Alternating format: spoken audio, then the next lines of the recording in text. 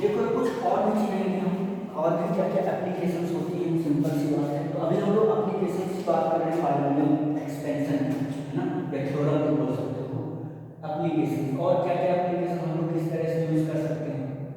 तो देखो यार, जैसे सपोज करो एप्लीकेशन किसके और क्या क्या होते हैं, है ना। तो देखो एक बहुत अच्छा पैटर्न इसमें हमें दिखाई देता है। जैसे सपोज करो कल को मैं 1 + x की पावर n की बात करता हूँ, ठीक है।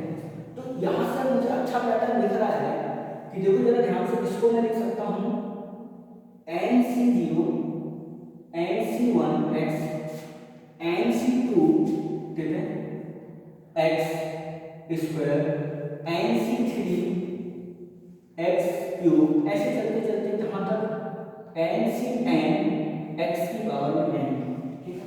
तो अब इसका एप्लीकेशन क्या क्या हो सकता है। एप्लीकेशन क्या हो सकता है बच्चों, कि कोई मेरे से ये पूछ ले कि सारे के सारे जो बाइनोमियल कोफिशिएंट इसमें लिखे हुए हैं उनके कोफिशिएंट का सम बताओ। तो सम मुझे क्या दिख रहा है कि यार यदि x की जगह मैं 1 पुट कर देता हूं इस साइड में राइट हैंड साइड में, तो क्या मिल जाएगा मुझे nc0 nc1 nc2 चलते चलते ncn। इसका मतलब ये इस सारे के सारे बाइनोमियल कोफिशिएंट का जो सम है वो मुझे मिल रहा है x से 1 रखने पर। यदि मैं राइट हैंड साइड में रखा हूं तो 2, लेफ्ट हैंड साइड में 1 रखने तो ये हो जाएगा 2 की पावर n। ऐसा कुछ मुझे फंडा मिल जाएगा, ठीक है। यार तो सिंपल हुआ, ये ऐसा तो हम लोग पीएनसी में भी देखें, ठीक है।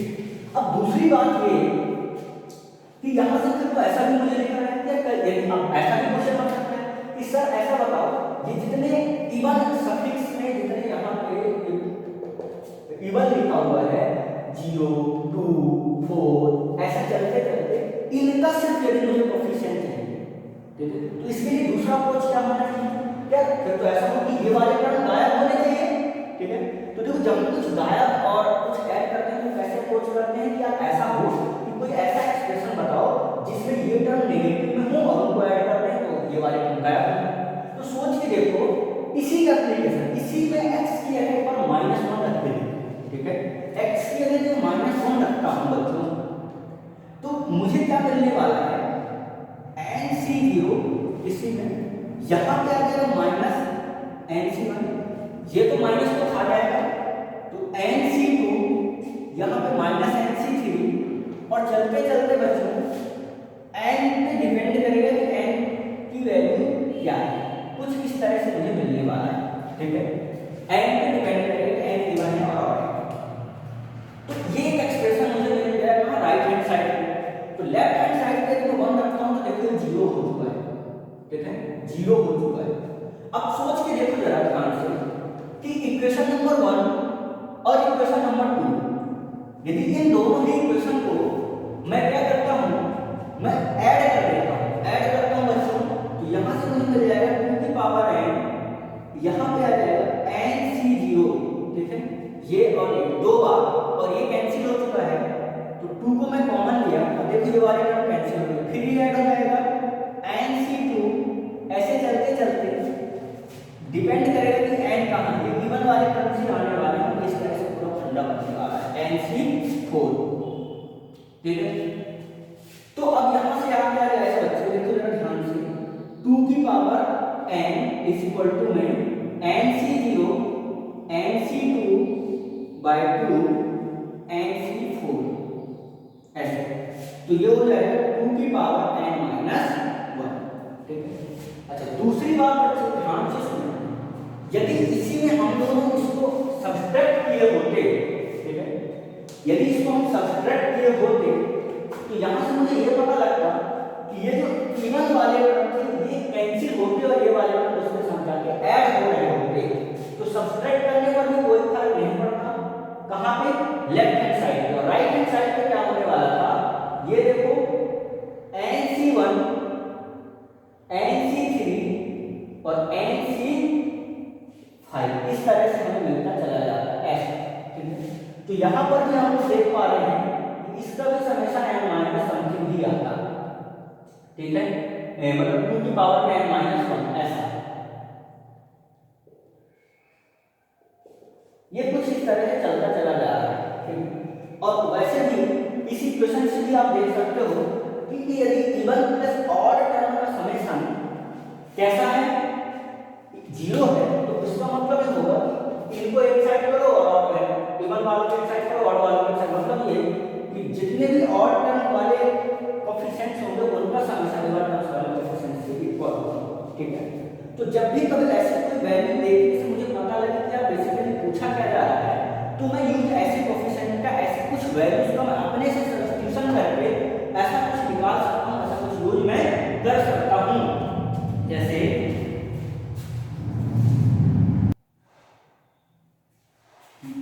देखो बच्चों, जैसे एक क्वेश्चन ये डिस्प्ले हुआ है कि the sum of the coefficients of the integral power of x in the binomial expansion 1 - 2 root x की होल पावर 15 इज 1। अब देखो जैसे इस क्वेश्चन को मैं सोचने की कोशिश करूँ, जरा ध्यान से देखो। सबसे पहली बात क्या, एक्सपेंशन लिखो, बहुत घबराने की जरूरत नहीं है, जे का क्वेश्चन, ठीक है, मेंस में आया हुआ क्वेश्चन। क्या लिखना है, 1 - 2 रूट ऑफ x की पावर में 50 का एक्सपेंशन लिखो, 50c0, ठीक है। उसके बाद अगला टर्म में आने वाला है, देखो आप लोगों को पता है 50c1 2 रूट x माइनस में मैंने यहाँ लगा दिया, 50c2 2 की पावर में 2 और x की पावर में x रूट ऐसा की पावर में ऐसा आने वाला, ये देखो जरा ध्यान से। उसके बाद अगला टर्म जो आने वाला है 50c3 माइनस के साथ 2 की पावर में तो 3 लेकिन x की पावर में 3/2, कुछ इस तरह से आने वाला है, ठीक है। तो देखो यार, आपको हमेशा देख पा रहे हो और जो लास्ट टर्म होगा 50 बार बच्चों, वो क्या आने वाला है 50 2 की पावर में 50 और x की पावर में 25, क्योंकि 1/2 से कैंसिल हो जाएगा।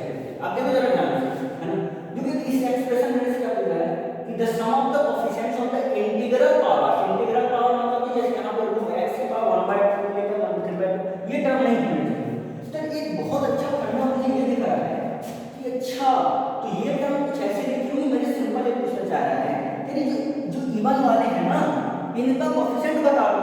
तो मैं क्या करूंगा, अब अपने से क्या करने वाले हैं लोग, अपने से हम लोग क्या करने वाले हैं, क्या ऐसा करने वाले हैं कि यहाँ पे 1 + 2 रूट ऑफ x ऐसा लिखेंगे और इसका एक्सपेंशन लिखने वाले हैं। ऐसा लिखने से होगा क्या, ऐसा लिखने से होने ये वाला है बच्चों, यहाँ पे 50c0, ये बच्चे प्लस के साथ ही रहेगा, 50c1 2 रूट x, ठीक है। अगला टर्म बच्चे 50c2 2 और यहाँ पे हो जाएगा रूट x का स्क्वायर मतलब x, 50c3 2 3x की पावर में 3/2, ऐसे चलते चलते 50c50 2 की पावर में 50 और x की पावर में 25, इस तरह से कुछ ऐसा फंडा आ जाएगा। अब जरा सोच के देखो कि देखो जैसे मैं दोनों टर्म को ऐड करने पर ये जो वाले टर्म थे, जो इरेशनल टर्म वाले थे, ये सब गायब होने वाले हैं। क्या होने वाले हैं, गायब होने वाले हैं। अब यदि ये गायब होने वाले हैं तो देखो सिंपल सी बात है, ये गायब होने वाले हैं तो हमें करना क्या है, ऐड कर दो, कुछ नहीं करना, ऐड कर देते हैं हम लोग। जैसे हम लोग ऐड करते हैं दोनों इक्वेशंस को, ठीक है, ऐड करते हैं बच्चे, तो क्या मिलने वाला है हम लोगों को, देखो जरा ध्यान से कि यहाँ पे आ जाएगा 1 - 2 रूट x की पावर में 50 प्लस 1 + 2 रूट x की पावर में 50 इज इक्वल टू में, ये टोटल होने के बाद यहाँ पे आ जाएगा 2 टाइम्स ऑफ 50c0, उसके बाद 50c2 2 की पावर 2 और यहाँ पे आ जाएगा रूट x का स्क्वायर मतलब वही x, ठीक है। यहाँ पे क्या आने वाला है 50c4 2 की पावर 4 और x की पावर में 2, ऐसे चलते चलते फाइनल वाला टर्म जो है 50c50 2 की पावर में 50 और x की पावर में 25, इस तरह से, ठीक है, ऐसा होने वाला है। अब यार देखो जब भी कभी बाइनोमियल में ऐसा कभी आए कि इसके कोफिशिएंट का सम फाइंड करो, जब अगर ऑल द कोफिशिएंट का सम फाइंड करने की बात आ जाए तो हमेशा एक बार सोच के देखो, यदि x की जगह या और भी यदि यहाँ पे वेरिएबल होते, मान लो x प्लस y और y प्लस x एक्सपेंशन लिखा होता, x y ऐसा कुछ लिखा होता, तो जितने भी वेरिएबल इस एक्सपेंशन में प्रेजेंट होते x y z जितने भी वेरिएबल सबको इक्वल टू 1 रख देते हैं हम लोग। यहाँ पर हमारे पास एक ही वेरिएबल है, तो देखो जरा सोच लो कि x की जगह जैसे 1 रखोगे तो ये प्लस इसका जो भी कोफिशिएंट लिखा होता है, ये इसका जो भी कोफिशिएंट लिखा होता है, ये और ये भी कोफिशिएंट लिखा होता है, ये इन सारे के सारे कोफिशिएंट का समेशन कितना आने वाला है, ठीक है, उसको हमें लिखने के लिए क्या करते हैं कि पुट x इक्वल टू में 1, हम x इक्वल टू 1 पुट कर देते हैं।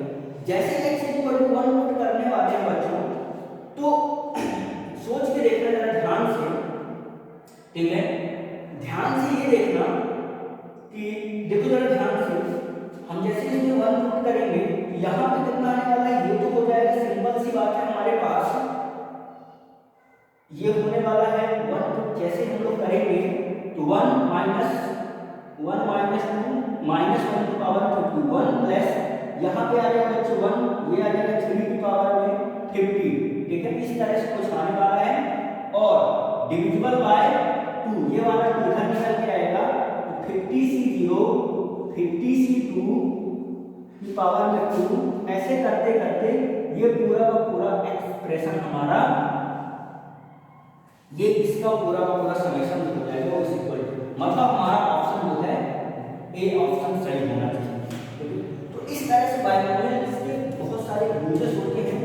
तो कभी भी बच्चे नोट यदि मैं ऐसा कभी लिखने को बोलूं, है ना, क्या नोट लिखने को बोलूं, इसको जब तक छापो, नोट ये बोलूं कि to find sum of all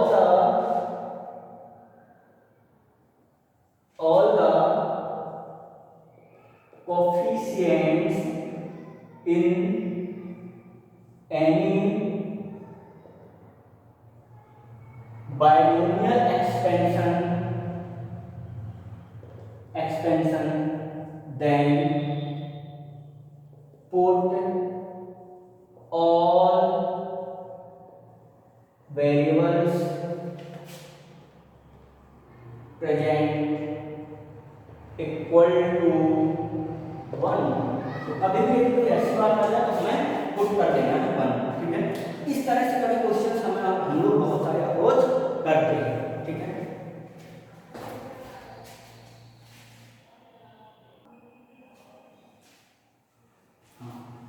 तो देखो दूसरा है कि questions related with integral and fractional part, ठीक है। तो दो बातें हैं, देखो जरा ध्यान से समझना, ठीक है। किसी भी नंबर के दो पार्ट होते हैं, ठीक है।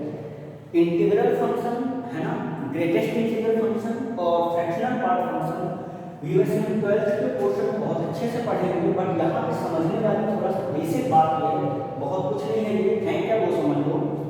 देखो इंटीग्रल फंक्शन वो होता है, ऐसा मैं बोलूँ, मतलब ऐसा इंटीग्रल पार्ट, मान लो कोई नंबर लिखा हुआ है जैसे 5.5, तो इसको दो पार्ट में ले सकता हूँ, 5 and 0.5, ठीक है।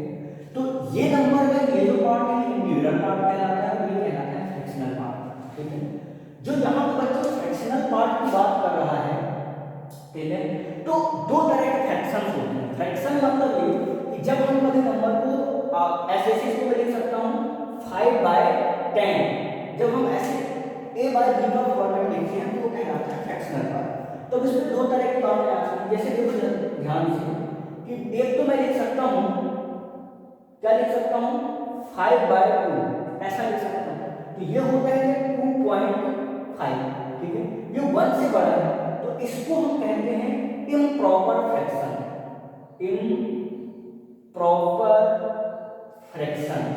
ठीक है, ये इम्प्रॉपर फ्रैक्शन कहलाता है। लेकिन यही यदि ऐसा लिखा हो 2/10 मतलब ये होगा 0.4, तो ये कहलाता है प्रॉपर फ्रैक्शन, ठीक है। इसका मतलब ये हुआ बच्चों कि जब हम प्रॉपर फ्रैक्शन की बात कर रहे हैं तो प्रॉपर फ्रैक्शन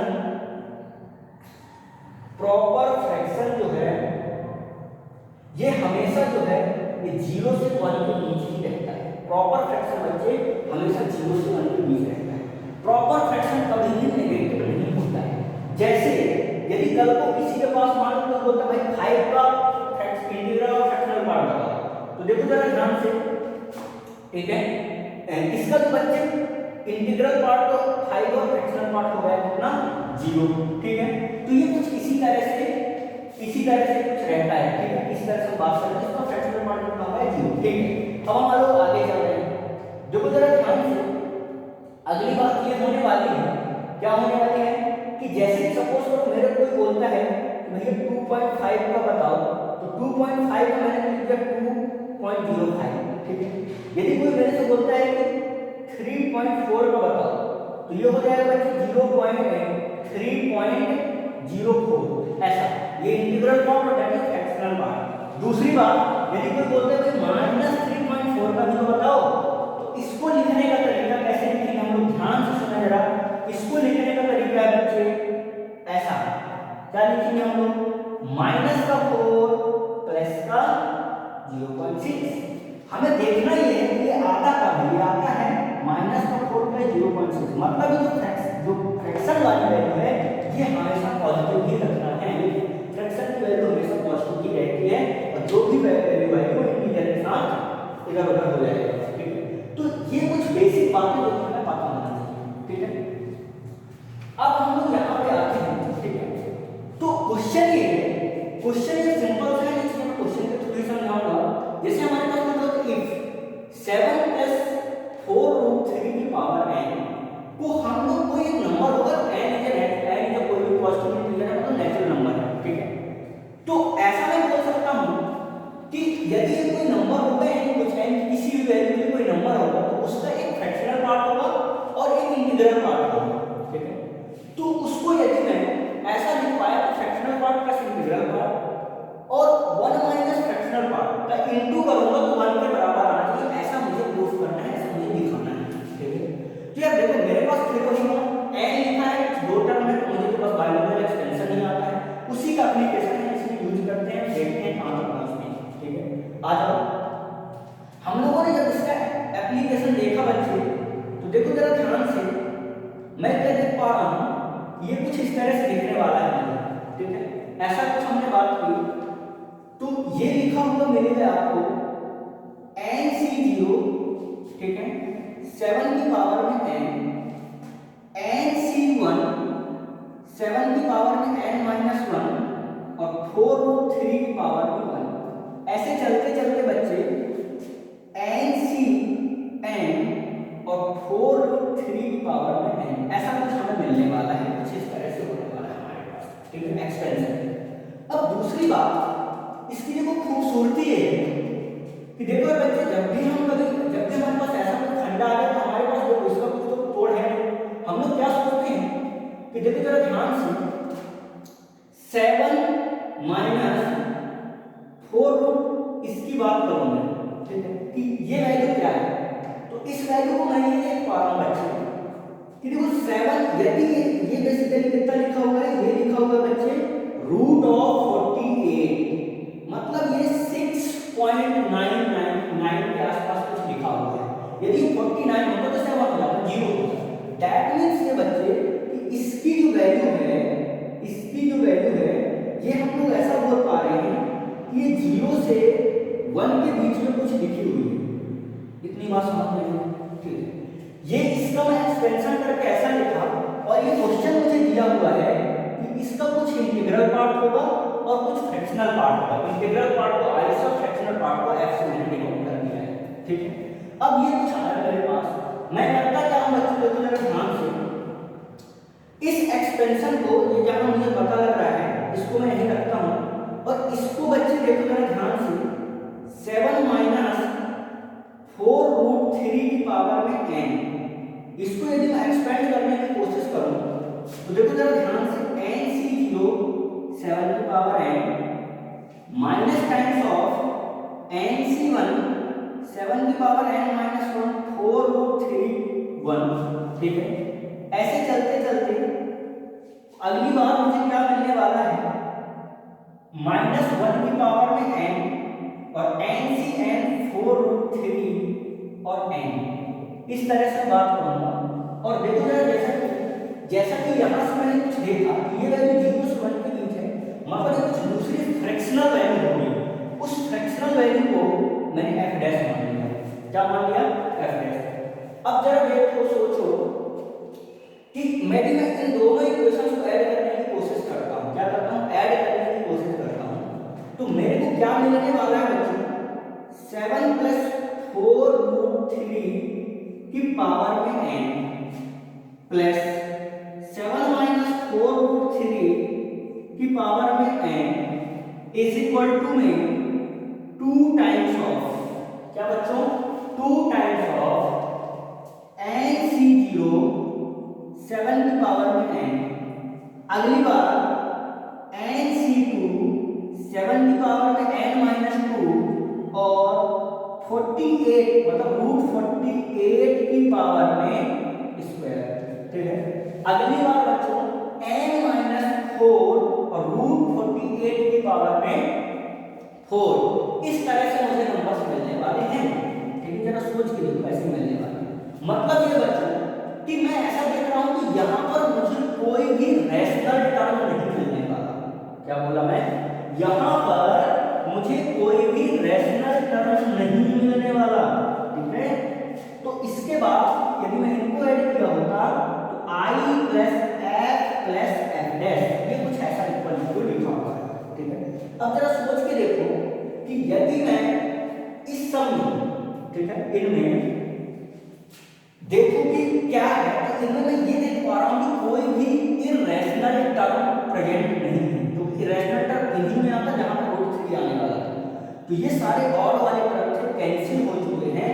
तो ये एक इंटीजर ही लिखा, तो ये भी इंटीजर 7 की पावर कुछ भी होगा, एंड वो भी इंटीजर, ये इंटीजर प्लस इंटीजर इंटीजर, मतलब ये जो पूरा एक्सप्रेशन लिखा हुआ है इंटीजर लिखा हुआ है। ठीक है, यदि बच्चों ये इंटीजर लिखा हुआ है तो यहां से मुझे क्या पता लग रहा है? अच्छा, तो यहां से मुझे ये पता लग रहा है कि ये इंटीजर है और इस इंटीजर को मैंने मान लिया n। क्या मान लिया? n। मतलब ये कि ये लिखा हुआ बच्चे 2n। ठीक है, और n belongs to any positive integers. ठीक है, एनी पॉजिटिव, क्योंकि यहां पर नेगेटिव वाली कंसेप्ट है तो पॉजिटिव होगा, मतलब ऐसा कुछ। मतलब यार ये कि मैं यहां से ये देख पा रहा हूं कि ये जो लिखा हुआ है 4 + √3 n + 7 - √3n is equal to 2n, और ये इज इक्वल टू है i + f + f डैश की, ये इसके इक्वल है। तो यहां से मुझे क्या पता लग रहा है बच्चों? देखो जरा ध्यान से, है ना, क्या पता लग रहा है यहां से मुझे कि, हाँ देखो जरा ध्यान से, मुझे ये पता लग रहा है कि ये एक इवन इंटीजर लिखा हुआ है, क्योंकि ये इवन इंटीजर हुआ, 2 से डिविजिबल है ये, तो ये भी 2 से डिविजिबल होगा और ये भी 2 से डिविजिबल होगा, 2 से डिविजिबल होने वाला है पक्की बात। ठीक, अब सोच के देखो जरा ध्यान से कि अच्छा, दूसरी बात ये है कि ये एक इंटीजर है, ये इसके इक्वल है तो ये भी इंटीजर होगा। मतलब ये कि i + f + f डैश क्या होना चाहिए? Belongs to a positive integer. ये पॉजिटिव इंटीजर को बिलोंग करेगा। अच्छा, यदि ये पॉजिटिव इंटीजर को बिलोंग करेगा बच्चे, तो सोच के देखिए ये भी इंटीजर है, मतलब f + f dash must be integer, है ना। i जो है क्योंकि इंटीग्रल पार्ट है, इसको तो मैं लेके ही चला था कि ये क्या होना चाहिए? क्या होना चाहिए? इंटीजर। मतलब ये जो है then f + f dash must be integer, must be integer, इनको इंटीजर होना पड़ेगा। अच्छा, अब यदि मैं f की बात करूं तो f भी प्रॉपर फ्रैक्शन है, और f डैश की बात हम लोगों ने यहां से की थी, तो यहां से आपको ये बताया था कि 0 से 1 के पीछे है। तो मैं ये बोल पा रहा हूं कि देखो जरा ध्यान से, 0 से लेकर f जो है ये 1 होने वाला है, और 0 से लेकर f डैश भी क्या होने वाला है? 1 होने वाला है। यदि इन दोनों को मैं ऐड करता हूं तो 0 से लेकर f + f डैश कितना होने वाला है? 2। ठीक है, तो f + f डैश एक इंटीजर 1 के बीच है।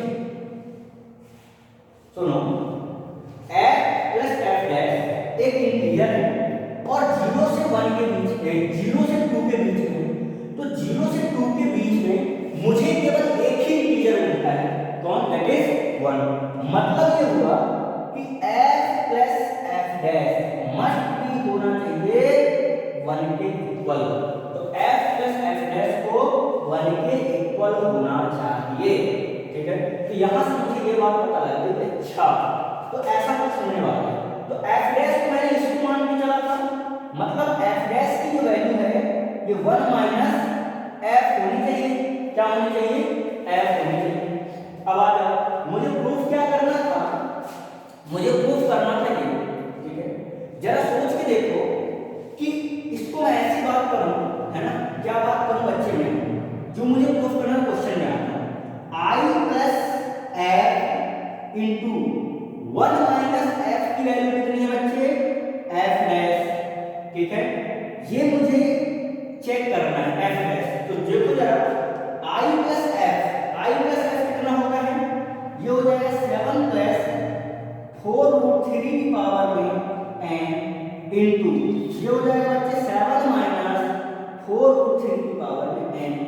अब देखो जरा ध्यान से, इसकी मैं बात करूंगा तो ये लिखा हुआ है, जरा सोच के देखो, 7 7 ये हो जाएगा 49 माइनस 48 की पावर में n, दैट इज 1 के इक्वल हो जाएगा। तो ये बात वो आ गई जो हमें प्रूफ करनी थी, ठीक है। तो यहां से ये क्वेश्चन ऐसे बन जाएगा, छापो।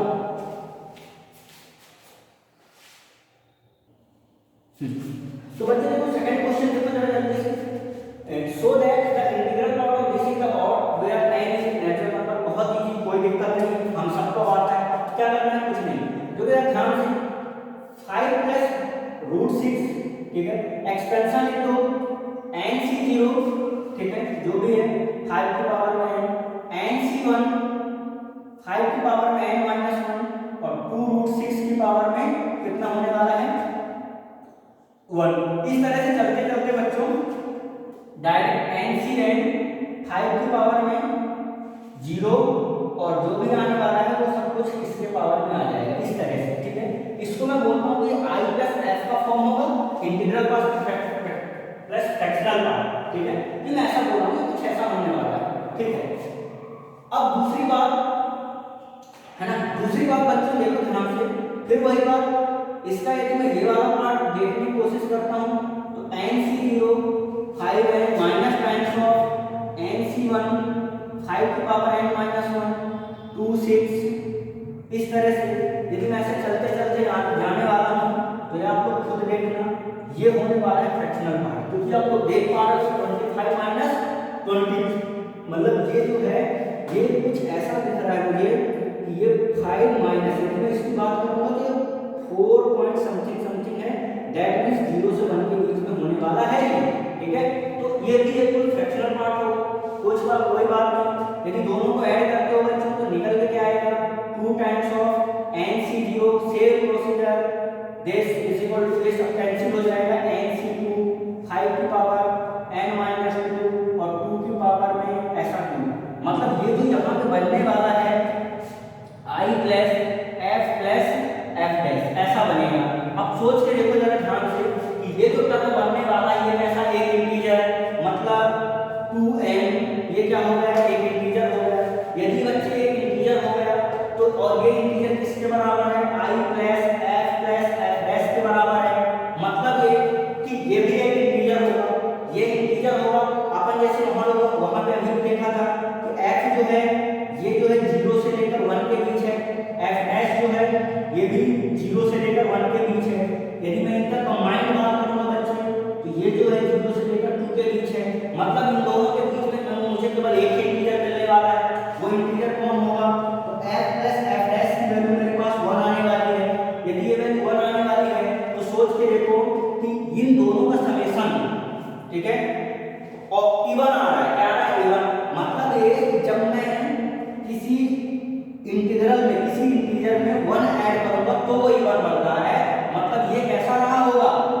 ऑड रहा होगा, then it must B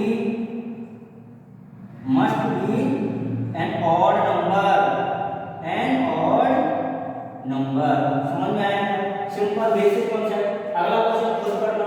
so that the integral part of this is even. इसका इंटीग्रल पार्ट इवन होगा, ये हमें शो करना है। ठीक है, देखो ऐसे बेसिक बेसिक क्वेश्चन है, इस तरह के क्वेश्चन आपको पूछे जाएंगे, है ना। देख लो सेकंड क्वेश्चन भी जल्दी से देख लो, कुछ नहीं है। कभी भी यदि ऐसा कोई बात आ जाए, सेम बात है, सेम प्रोसीजर है ना। देखो जरा ध्यान से लिखा क्या हुआ है इस फंडे में, ध्यान से सुनो। सबसे पहली बात ये कि इसका यदि मैं नेगेटिव बात करता हूँ, ये कितना लिखा हुआ है, मैं स्क्वायर 25 और ये लिखा मिल जाएगा आपको। यदि मैं इसकी बात करूँ, ये आपको मिल जाएगा दिस, है ना। तो ये जो लिखा मिलेगा आपको, ये मिलेगा 25 ऐसा कुछ मिलने वाला है ना। तो देखो सिंपल सी बात है, ये होता यदि 121 होता, ठीक है, 121 होता है तो ये 11 लेने वाला था, और 124 होता तो 12 लेने वाला था। मतलब ये 11 पॉइंट कुछ होगा, मतलब ये दोनों यदि केवल इसमें माइनस करूंगा तो ये हमेशा 0 से 1 के बीच ही है, मतलब ये प्रॉपर फ्रैक्शन बनने वाला है। तो कोई दिक्कत नहीं, बना दो, ठीक है। और एक्सपेंशन, हमारे पास तो एक्सपेंशन ही हमें पता है।